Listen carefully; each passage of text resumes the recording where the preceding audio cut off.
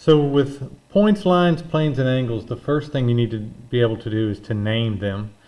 So this first item is a dot, and we're going to call that point A. We always use a capital letter for a point. The second object here is a segment because it has two endpoints, no arrows, so it stops at both ends. And we can name that segment with this mark above the letters, or we can name it this way. So segment AB or segment BA. The order does not matter. Next we have a ray. The ray has an arrow on one end but not the other. And you can name both of these the same. They're both ray AB. The name always has the arrow to the right, and A is the starting point no matter which direction we have it pointing, so it needs to go first. Next we have a line. A line has an arrow on both ends, and you can choose 2 points on the line, and the order does not matter. So it could be line AB, line BA, or we could have chosen line AC or line CA, or we could have chosen line BC or line CB. But we have an additional one here. There's a lowercase letter over here by the arrow, and we can use that as a name as well. So we can call this line D. Next we have a plane. A plane is a flat surface, and sometimes it's named by a capital letter that's not associated with a point. So we could call this plane A. It can also be named by any 3 points on the plane, as long as those points are not in a straight line. They're not collinear points. So you could not call this plane CDE because the points describe a path and not a surface. But we have a lot of other possibilities. We could have plane BCD, for example. There's also we could have plane, let's try another one, say plane CDB. So you can change the order. Or you could call it plane EDB. That would work as well, and there are a few others. When it comes to an angle is where two rays share an endpoint, like point B. When you name an angle, you can name it by that vertex. This shared endpoint is called the vertex, and you can name it by that. Or if there were more than one angle with this vertex, you would have to use 3 letters like this. You choose 1 letter from one side. These rays are called sides of the angle. So you could have angle A, B, C, or you could also have angle A, B, E. You could choose a different letter from that side. And you could have chosen D on this side, which would give you other options. Another option you have is if there's a number here, you can use that. So angle 3. Well, angles and segments can be congruent. And that means that they have the same size and the same shape.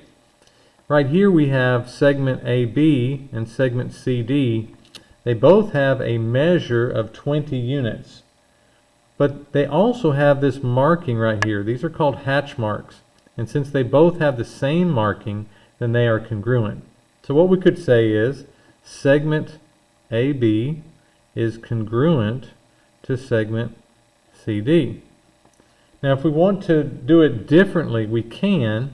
We could say the measure of segment AB, and that does not have this marking above it, is equal to the measure of segment CD. These are names of objects. Objects can be congruent. Oops, I made a mistake right there. These are measures of those objects, which means they're numbers. Numbers are equal. Well, segments can be congruent, but angles can also be congruent. So if I wanted to show that these two angles are the same, I could have an arc on each and a hatch mark on there. Or let's say we had a double hatch mark on both, so they both have the same marking, so they're the same. we could state it like this: angle 5 is congruent to angle 6. So I'm using the names of the angles. Or I could talk about the measurements of those angles. I could say the measure of angle 5 is equal to the measure of angle 6, because it is a number. For example, maybe this is 40 degrees. Then that would mean this one would also be 40 degrees. If we go a little further, we see that there's some options for lines. Lines can potentially be parallel if they don't intersect. Maybe you have two lines like this. And the symbol for parallel, let's say this is line A and this is line B. We would say that A is parallel to B. You can also have intersecting lines. So maybe you have this line and this line crossing. And when they do that, they cross at a point. But both cases here, these are coplanar. They're in the same plane, which we'll talk more about in a moment. But if they're not in the same plane and they don't intersect, then we call those skew lines. That's a third option for how lines can be related to one another.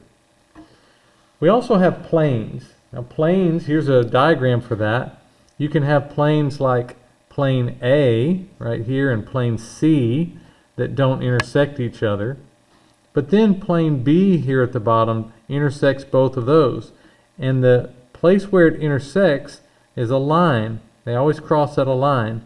So the intersection of plane A and plane B would be this line, DE.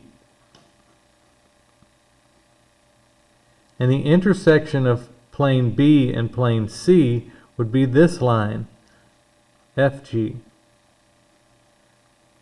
But plane A and plane C don't have an intersection because they're parallel. Finally, we get to this idea, collinear points and coplanar points. Collinear points share a line. So on this line, we have these 3 points, A, B, and C.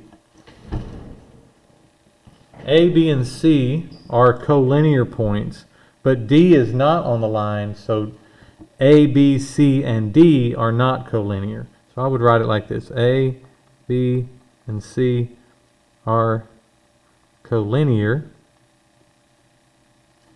A, B, C, and D are non-collinear. Now with a plane, same sort of situation. All the points have to share the plane. So right here we have a lot of points that are in this plane.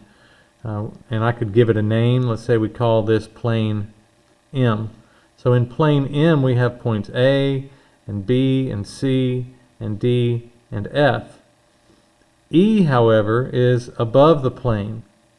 G is below the plane. We see this dashed line to indicate that it's somewhere where we can't see it right now. This line continues and passes through the plane.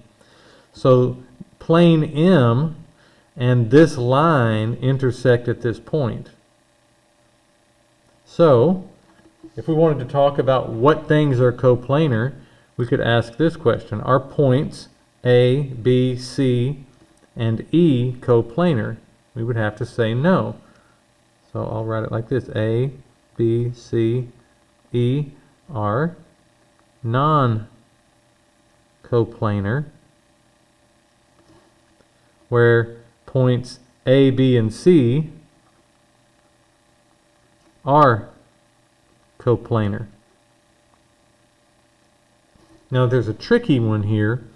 You might ask this question: what about points A, C, E? Well, points A, C, E are coplanar. It only takes 3 points to name a plane, and any 3 points would be coplanar. Now let me get a little trickier. If I were to draw a line here between or through A and C, and I could ask you the question: is line AC and E, point E, coplanar? And another way of asking that is there a plane that exists that would contain line AC and point E at the same time? And the answer to that one would also be yes. That's a bit of a tricky one, but the answer to that is yes.